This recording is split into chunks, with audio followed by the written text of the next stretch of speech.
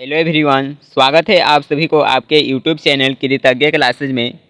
दोस्तों, इस वीडियो में हम लोग 10th क्लास संस्कृत के अति महत्वपूर्ण लघु उत्तरीय प्रश्न को करेंगे।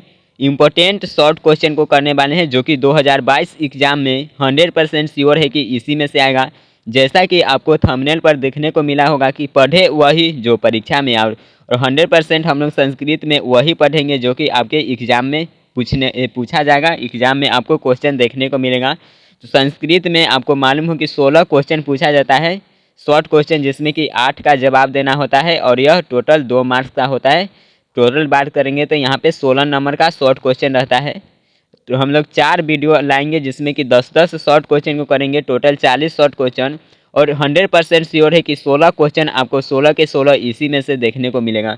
तो ये सीरीज बहुत ही इंपॉर्टेंट होने वाला है, तो आप सभी इसे अपने दोस्तों के पास ज़्यादा से ज़्यादा शेयर कर दीजिए। आप सभी इसे अपने दोस्तों के पास ज़्यादा से ज़्यादा शेयर कीजिए और चैनल पे न्यू हो तो सब्सक्राइब करके ऑल नोटिफिकेशन को ऑन कर लीजिए। और इस नोट्स का जो अभी PDF से क्लास होगा, इसका PDF चाहिए तो आप सभी टेलीग्राम चैनल ज्वाइन कीजिए। लिंक नीचे डिस्क्रिप्शन में दिया गया है, वहाँ पर इसका PDF आपको मिल जाएगा। चलिए शुरू करते हैं, देखेंगे फर्स्ट क्वेश्चन। फर्स्ट क्वेश्चन है, मंगलम पाठ के आधार पर सत्य की महत्ता पर प्रकाश डाले। फर्स्ट चैप्टर संस्कृत में पढ़ना है जो कि मंगलम है, इसी से पूछा गया कि मंगलम पाठ के आधार पर सत्य की महत्ता पर प्रकाश डाले कि सत्य की महत्ता क्या है। इसका आंसर हम लोग देखेंगे। चलिए आंसर पर ध्यान दीजिएगा। इस पाठ के आधार पर बताया गया है कि मंगलम पाठ के आधार पर, इस पाठ मतलब कि मंगलम पाठ के आधार पर बताया गया है कि सत्य की हमेशा जीत होती है। आप लोग इसे पढ़े होंगे, संस्कृत का line by line explanation, Hindi अर्थ को आपको, ये सभी बहुत ही सिंपल सा क्वेश्चन है, आपको पता ही होगा। और नहीं पढ़ेंगे तो यहाँ तो हम लोग पढ़ ही रहे, तो आप सभी हमारे साथ बने रहे। क्या सत्य की हमेशा जीत होती है? बताया गया इस पाठ में कि हमेशा सत्य की ही जीत होती है, असत्य की कभी जीत नहीं होती। जो असत्य लोग होते हैं उनकी जीत कभी भी नहीं होती है। चलिए आगे हम लोग देखेंगे यहाँ पे क्या लिखा है। प्राप्त करने वाले लोग सत्य का पालन करने के लिए ही देवलोक आते हैं। यहाँ पे होगा मोक्ष प्राप्त करने वाले लोग। यहाँ पर मोक्ष, जो मोक्ष प्राप्त करने वाले लोग सत्य को प्राप्त करने के लिए ही देवलोक में आते हैं। क्या कि मोक्ष जो प्राप्त करना होता है, इसी पाठ में बताया गया है कि मोक्ष प्राप्त करने वाले लोग ही देवलोक में आते हैं, क्योंकि देवलोक सत्य का खजाना है। इस पाठ में बताया गया कि जो लोग को मोक्ष प्राप्त करना होता है वही लोग इस देवलोक में आते हैं, क्योंकि देवलोक सत्य का खजाना है। आई होप आप सभी समझ गए होंगे। चलिए तो आप सभी वीडियो को लाइक और शेयर कर दीजिए। बढ़ेंगे सेकेंड क्वेश्चन की ओर। सेकेंड क्वेश्चन देखिए, मंगलम पाठ के आधार पर बताइए कि आत्मा का क्या विशेषता है। आत्मा की विशेषता पूछा गया है मंगलम पाठ के आधार पर।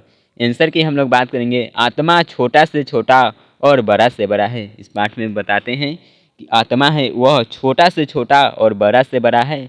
यह जीवों के हृदय रूपी गुफा में रहता है। जो आत्मा है जीवों की हृदय रूपी गुफा में समाहित है, हृदय रूपी गुफा में रहता है। जो व्यक्ति इस रहस्य को जान जाता है वे इस संसार के सुख दुख से रहित होकर सभी में उसी आत्मा को देखता है। जो लोग यहाँ पर है वो लोग मानिए बताते हैं कि इस आत्मा के रूप को जान जाता है, संसार की रहस्य को समझ जाता है, तो वह व्यक्ति क्या है, सुख दुख से रहित होकर, उसके पास सुख हो या दुख हो लेकिन सभी में उसे आत्मा ही नज़र आता है। सुख दुख हो जब भी उसको नज़र आता है तो आत्मा ही नज़र आता है। तो यहाँ पे आत्मा का विशेषता इस बताया गया है। आगे हम लोग 3 नंबर क्वेश्चन को देखेंगे। 3 नंबर क्वेश्चन देखिए, भारत की विशेषता का वर्णन करें। जो भारत की क्या विशेषता है, भारत के बारे में बात करेंगे तो अपने इंडिया के बारे में यहाँ पर पूछा गया है कि इंडिया की क्या विशेषता है। आंसर देखेंगे हम लोग। उत्तर, चलिए उत्तर देखिए, भारत ऐसी भूमि है जिसमें जन्म लेकर लोग धन्य हो जाते हैं। एकदम इम्पोर्टेंट और सत्य बात है कि हम लोग भारत के नागरिक हैं। बताते हैं इस पाठ में बताया गया कि भारत ऐसी भूमि है जिसमें जन्म लेकर लोग धन्य हो जाते हैं, हरि की सेवा करते हैं, स्वर्ग और मोक्ष प्राप्त करते हैं। जो लोग भारत में जन्म लेते हैं वो हरि की सेवा करते हैं और स्वर्ग और मोक्ष को प्राप्त करते हैं। यहाँ के लोग बिना जाति धर्म लिंग का भेदभाव किए, जो हमारे भारतीय लोग हैं वह क्या बिना जाति धर्म लिंग के भेदभाव किए मिलजुल कर एक साथ एकता के भाव से रहते हैं। यहाँ पे भारत का विशेषता इतना आपको लिखना है, 2 मार्क्स आपको मिल जाएगा। नेक्स्ट 4 नंबर क्वेश्चन देखिए, देवता लोग किस देश का गुणगान करते हैं और क्यों। 4 नंबर क्वेश्चन यह है कि जो देवता लोग हैं यह किस देश का गुणगान करते हैं और क्यों। तो सबसे पहले इसका तो आंसर होगा कि देवता लोग हैं ये अपने भारत देश का गुणगान करते हैं। देवता लोग किस देश की गुणगान करते हैं, तो भारत देश की ऑब्जेक्टिव में भी यह इम्पोर्टेंट है। ऑब्जेक्टिव में पूछा जा सकता है कि देवता लोग किस देश का गुणगान करते हैं, तो भारत देश का होगा।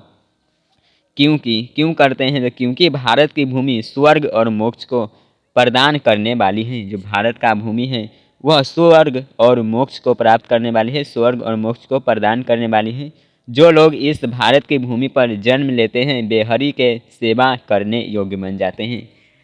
लेखक बताते हैं कि जो लोग भारत के भूमि पर जन्म लेते हैं, भारत में जन्म लेते हैं, वे हरि के सेवा करने योग्य बन जाते हैं, विष्णु के सेवा करने योग्य बन जाते हैं। हरि की बात करेंगे यहाँ पे गॉड से है। तो इस तरह से जो देवता लोग किस देश का गुणगान करते हैं, तो इम्पोर्टेंट बनता है भारत देश का, और क्यों करते हैं यहाँ पर स्पष्ट हुआ। नेक्स्ट 5 नंबर क्वेश्चन हम लोग देखेंगे, भारत महिमा पाठ से क्या संदेश मिलता है। भारत महिमा पाठ है, आप लोग इसे पढ़े होंगे। तो चलिए इस पाठ से हमको क्या संदेश दिया जाता है, इसके मदद से हमको क्या संदेश मिलता है। तो भारत महिमा पाठ से यह संदेश मिलता है कि हम सभी भारतीय को अपने देश के प्रति मन वचन और कर्म से निष्ठापूर्वक भक्ति भाव रखनी चाहिए। फर्स्ट यह लाइन है और यह इम्पोर्टेंट लाइन है कि भारत महिमा पाठ से यह संदेश मिलता है कि सबसे पहले तो हम सभी भारतीयों को भारत के प्रति मन वचन और कर्म निष्ठापूर्वक भक्तिभाव रखनी चाहिए और देश के प्रति अपना जीवन बलिदान करने को तैयार रहना चाहिए। तो कितने लोग हैं जो कि अपने देश के प्रति जीवन बलिदान करने के लिए तैयार है, आप कमेंट बॉक्स में थम्स अप कर देंगे। चलिए कमेंट बॉक्स में थम्स अप का इमोजी आप सभी डालिए, कितने लोग हैं जो कि अपने देश के प्रति एकदम निष्ठा भाव से सेवा करने के लिए तैयार है और अपने जीवन को बलिदान करने के लिए तैयार है। तो जल्द से आप सभी कमेंट बॉक्स में थम्स अप कर देंगे। आगे हम लोग 6 नंबर क्वेश्चन देखेंगे। 6 नंबर क्वेश्चन, चलिए कमेंट बॉक्स में थम्स अप कर दिए।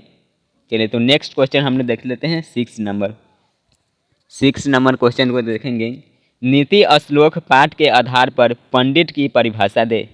पंडित की परिभाषा पूछा गया नीति श्लोक पाठ के आधार पर, या पंडित किसे कहते हैं। इसी क्वेश्चन को आप सभी से पूछा जा सकता है कि पंडित किसे कहते हैं या नीति श्लोक के पाठ के आधार पर पंडित की परिभाषा दे। तो आपको सेम आंसर ही लिखना है कि वह व्यक्ति जो हमेशा एक समान रहता है। वैसा व्यक्ति जो कि हमेशा एक समान रहता है, चाहे उसके पास सुख हो दुख हो, उन्नति हो अवनति हो, गरीबी हो अमीरी हो, या भय हो भावुकता हो, उसके कार्य में बाधा नहीं आती है। ये सभी जब वो अमीर हो या गरीब हो, सुख हो दुख हो, भय हो भावुकता हो, इस सभी के कारण उसके मन में उसके पास भावुकता नहीं आता है और कार्य में बाधा नहीं आती है। ये सभी के कारण वो अपना कार्य में बाधा को नहीं लाता है, अपने कार्य को कुशल पूर्वक करता है, तो उसे ही हम लोग पंडित कहते हैं। एक बार और देखेंगे कि वह व्यक्ति जो हमेशा एक समान रहता है, सुख दुख उन्नति अवनति अमीरी गरीबी भय से भावुकता से कार्य बाधा नहीं आती है, तो उसे पंडित कहते हैं। इस प्रकार सभी जीवों के रहस्य, इतना भी आप लोग लिख सकते हैं, इसे थोड़ा और बढ़ा देंगे तो इसी प्रकार सभी जीवों के रहस्य, सभी कर्मों के कौशल और सभी उपायों को जानने वाले पंडित कहलाता है। आई होप आप सभी समझ गए होंगे कि पंडित आखिरकार होता क्या है। चलिए आप सभी समझ गए होंगे तो जल्द से कमेंट बॉक्स में थम्स अप कर दीजिए और नेक्स्ट क्वेश्चन की ओर बढ़ेंगे। और वीडियो को जो भी स्टूडेंट्स लाइक नहीं किया तो जल्द से लाइक और शेयर कर दीजिए, लाइक और शेयर कर दीजिए। 7 नंबर क्वेश्चन देखेंगे, नीति श्लोक पाठ के आधार पर बताइए कि स्त्रियों की क्या विशेषता है। नीति श्लोक पाठ के आधार पर स्त्री की भूमिका को पूछा गया, स्त्री की विशेषता क्या है। स्त्री की बहुत ही इम्पोर्टेंट विशेषता पाठ में बताया जाता है और इम्पोर्टेंट भी क्वेश्चन है। नीति श्लोक पाठ के आधार पर स्त्री को पूजनीय, महाभाग्यशालिनी, पुण्य प्राप्त करने वाली और घर को प्रकाशित करने वाली बताया गया है। एक बार और देखेंगे कि नीति श्लोक पाठ के आधार पर स्त्री को पूजनीय, महाभाग्यशालिनी, पुण्य प्राप्त करने वाली और घर को प्रकाशित करने वाली बताया गया है। आई होप आप सभी समझ गए होंगे। इसलिए वह विशेष रूप से रक्षा करने योग्य है। सिंपल सा क्वेश्चन था, आप सभी इसे देख लीजिएगा। आगे हम लोग 8 नंबर क्वेश्चन की ओर बढ़ेंगे। विद्वान लोग ब्राह्मण विद्वान लोग ब्रह्मा को किस प्रकार प्राप्त करते हैं?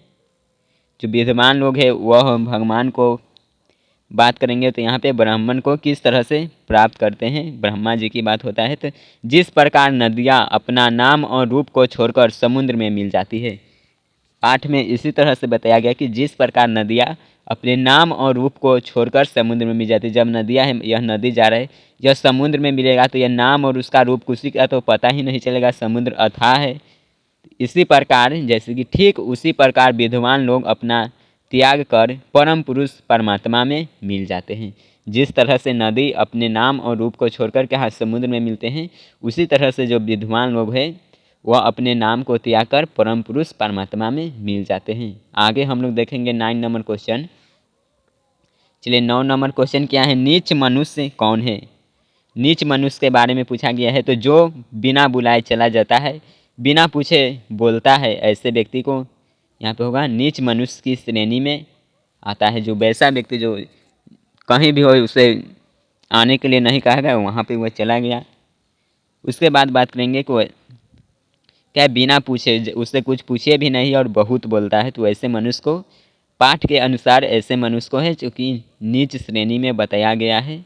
आगे हम लोग 10 नंबर क्वेश्चन को देखेंगे। लास्ट 10वां क्वेश्चन है, महान लोग संसार रूपी सागर को कैसे पार कर जाते हैं? जो लोग महान हैं वह इस संसार रूपी सागर को किस तरह से पार करते हैं? देखिए, अज्ञानी लोग अंधकार स्वरूप है।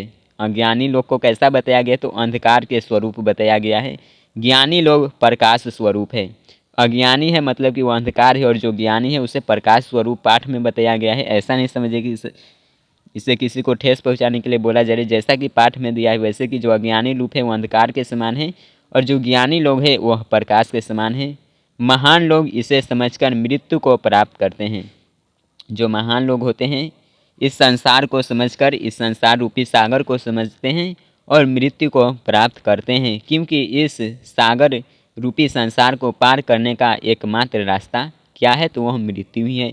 इस संसार को, सागर रूपी संसार को पार करने का मात्र एक रास्ता है और वह मृत्यु ही है। और जो महान लोग होते हैं वह मृत्यु को प्राप्त करते हैं, यानी कि इस संसार रूपी सागर को प्राप्त करते हैं, पार कर जाते हैं, मतलब कि मृत्यु को प्राप्त करते हैं। तो यहाँ पर हम लोग का 10 क्वेश्चन समाप्त होता है। आई होप वीडियो आपको काफ़ी पसंद आया होगा। आप सभी निश्चित रहे, संस्कृत में आपका 16 मार्क्स फिक्स है। 4 वीडियो आएगा, उसे आप सभी ज़रूर देखेगा। जब तक तोड़ेंगे नहीं तब तक छोड़ेंगे नहीं, जैसा कि आपको देखने को मिला है। तो आपको इसका PDF चाहिए तो टेलीग्राम चैनल ज़रूर ज्वाइन कीजिए। कृतज्ञ क्लासेज नाम से टेलीग्राम चैनल है। टेलीग्राम पर आप सर्च करके ज्वाइन हो सकते हैं, या लिंक भी आपको नीचे डिस्क्रिप्शन में मिल जाएगा।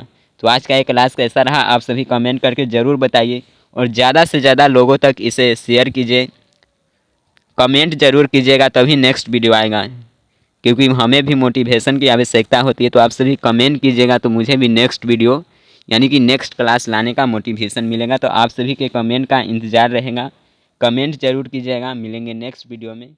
बाय।